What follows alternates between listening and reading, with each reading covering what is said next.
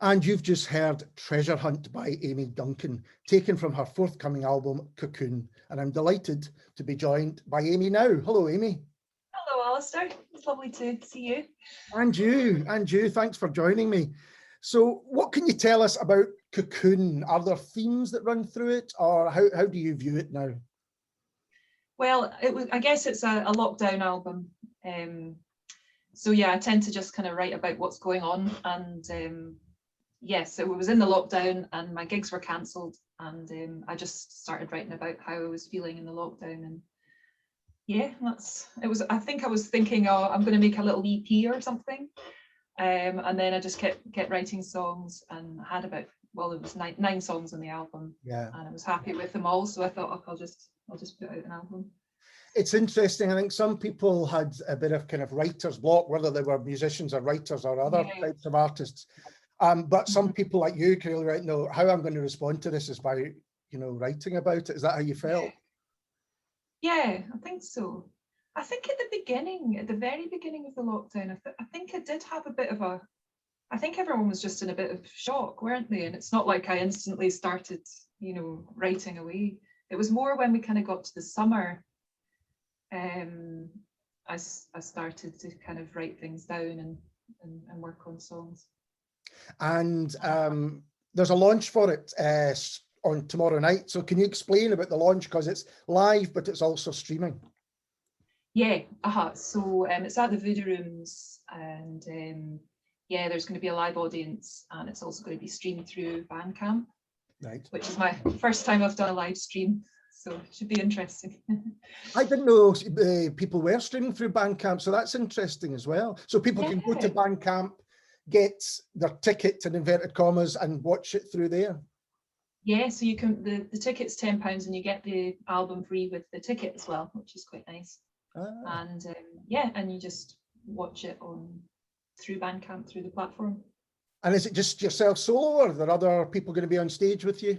I've got Guy Nicholson, who's playing Indian tablas, different percussion instruments. He plays on the album, so that's who you hear on the album. And he played on The Hidden World, actually, the last album I did. And Pete Harvey. Oh, yes. Yeah, so he's playing bass and cello. So we had a rehearsal yesterday, and it was really, really lovely. So I saw Modern Studies only a couple of weeks ago play live, and he plays with them. So I'm going to go to their December gig at the Sneaky Pete's, I think. Yeah, fantastic! Isn't it great that there's live stuff going on again? Oh yeah, it's also a bit scary, isn't it? I've not played live for 2 years, so, and even going into gigs is a bit sort of. No, you're right. I've got this, I don't know, there's no logic behind it, but I've kind of gone, well, I won't go to too many. I'll pick and choose and let the sting, because I don't know what you're playing the odds. I don't know how it is, but you're right. There's still a kind of trepidation about going out and then a couple of days, afterwards or whatever. But it is nice that it's happening, I think. Yeah, I think so. Mm-hmm. So I was thinking, you've been releasing and making music for kind of well over 10 years now. Is that fair to say? Is that about right? Yeah, maybe 20 years. I don't know. It's been a while. So what change have you seen in Scottish music over that time, if any? What change? Yeah, what changes? What kind of? I mean, there's obviously been changes in the way that music is bought and listened to, and all of that stuff. But have you seen anything else? And even in the last year, I wonder if you've seen anything that you think has been interesting. I don't know, really. I can't quite think.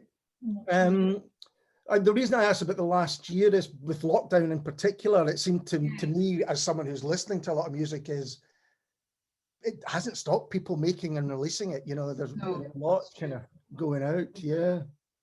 And did you feel, I mean, how was your lockdown in a musical sense? Was there a frustration because obviously, as you say, live dates were cancelled, or did you just think, I've got to do this in another way? Yeah, I think that's what I thought.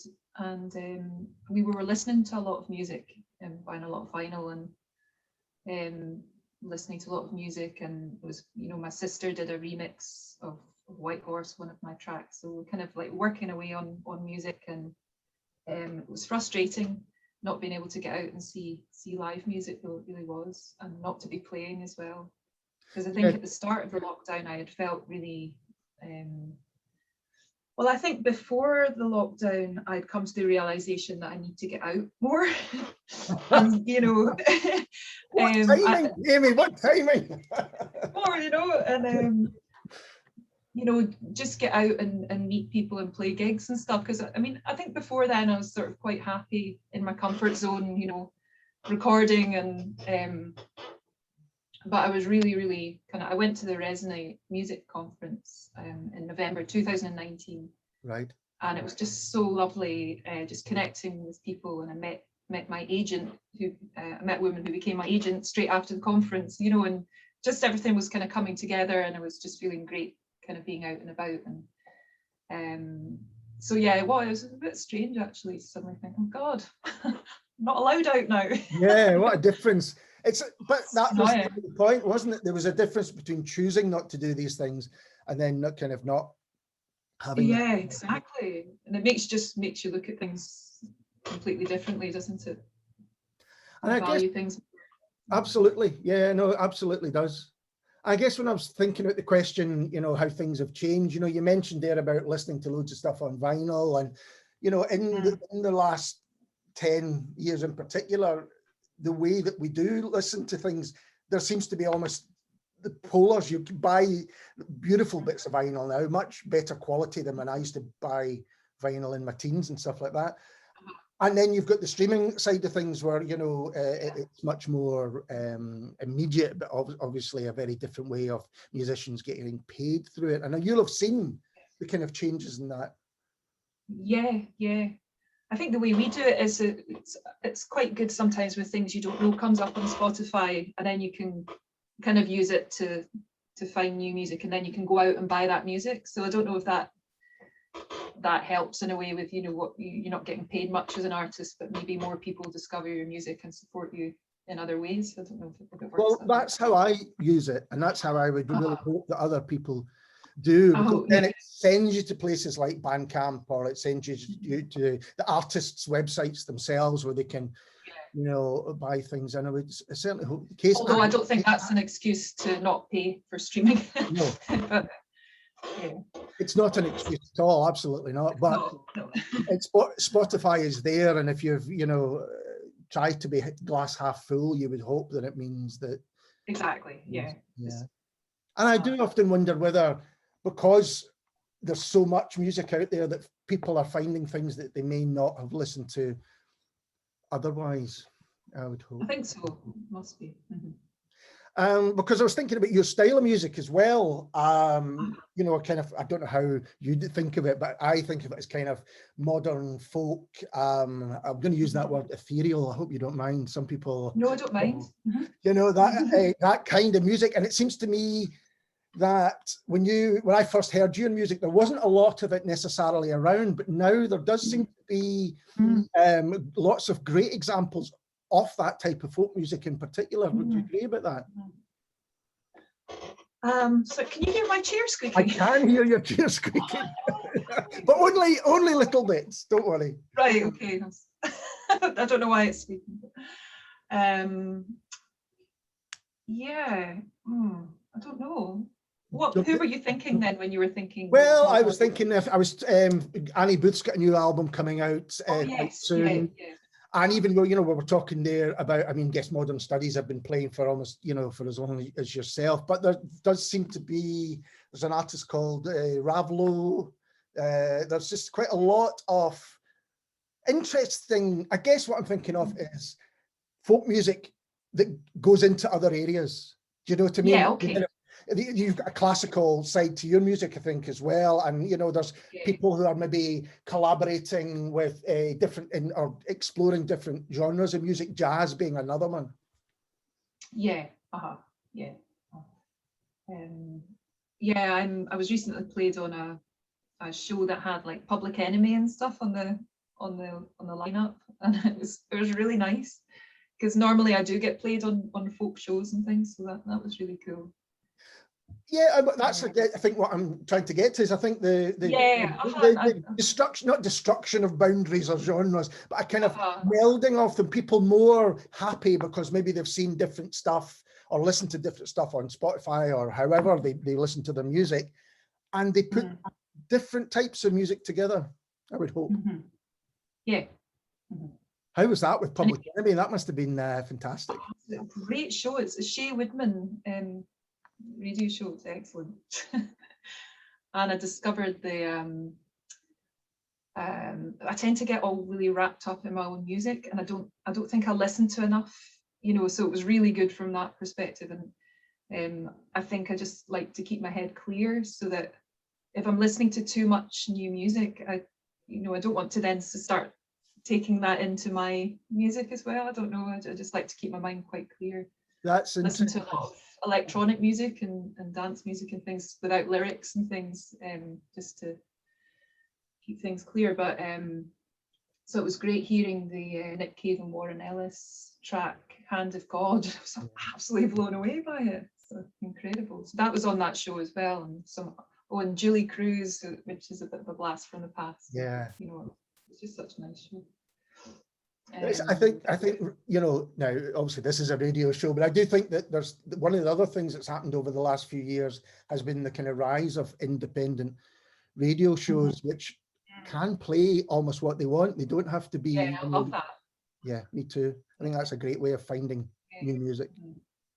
I think I've always found the sort of folk thing quite difficult, because it's almost like, because it's not pure folk, you don't feel like you quite fit in the sort of trad thing, obviously, because it's not trad at all. But it's not really pop, and it's you know, so it is actually quite difficult to sort of get yourself out there. And but I think, because, you know, having listened to your music a lot over the years, when I hear an Amy Duncan song, I know immediately it's an Amy Duncan song, which probably is the reason, you know, if you're kind of keeping your music is not saying what this needs is drum and bass, or what this needs is a guitar solo or something like that. It does mean that you've got, you know, people will know and follow your music because they know what they're going to get from you, I think. Well, that's good to hear. So have you got anything else coming up? You've got your live show, you've got the album coming out. Is that kind of what the focus is on the moment, or can you look beyond that? Yeah, I've actually started looking beyond that. And I think I've been, so this is like my 8th album, which I'm about to release. And I think I've become very sort of critical of what I'm doing, to the point where I'm not like, I mean, there was quite a few other songs that could have ended up on the Cocoon album, but I didn't let them on. I've just been like kind of really hard on myself almost. And I think I've had this idea that I shouldn't repeat anything that I've sung about before. And I think I've just realized something about myself, that I've put onto my music all of these rules. And I think after this release, and I've already started, you know, just working on songs and just letting them come out, and trying not to be hypercritical about them, and just letting them be, you know. If I start singing about something I've sung about before, then maybe I need to, you know, to keep looking at that for a bit longer, and, you know, maybe see it from another perspective or something. So that's kind of going to be my focus for after this. So do you go back to your older albums, or do you just have the memory of them?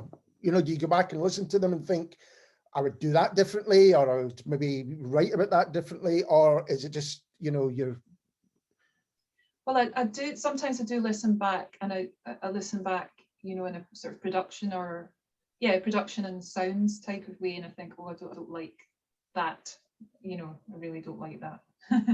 And I wish I'd done it differently. Yeah, I do think about certain songs from previous albums.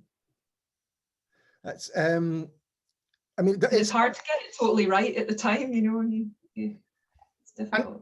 And you know, you change as a musician, and styles change as well. I guess there are things you can probably do now that you maybe couldn't have done, you know, when you were recording your first few albums. Yeah. And I think there's this idea that, I don't know, I think I just want to kind of move forward, and, you know, I could do something really experimental, and, you know, I don't have to fall into this singer-songwriter role and stay in it forever, you know. I can do different things. And, yeah. And going back to Cocoon, if it was a lockdown album, was it recorded? Did you record it at home? I mean, you know, was it all done? So I recorded all the songs at home, arranged them, and got it the way I wanted it to sound, knowing that I didn't have to do all the technical things, which Cameron Malcolm did. So I sent all the parts to him, and he mixed it all. So, but we recorded the vocals separately at Noise Floor in Leith, a little studio in Leith. Recorded the drums in my living room. So yeah. So it's quite cool just being able to get, you know, demo everything and get it the way I really wanted it to be in terms of arrangement. Amy, I think it's a great album, and it's so great to have new music from you. Thanks so much for taking the time to have a chat. I really appreciate it. Oh, it's been a pleasure. Thanks, Alison. And this is Amy Duncan, another track from Cocoon, and this is You Know Me.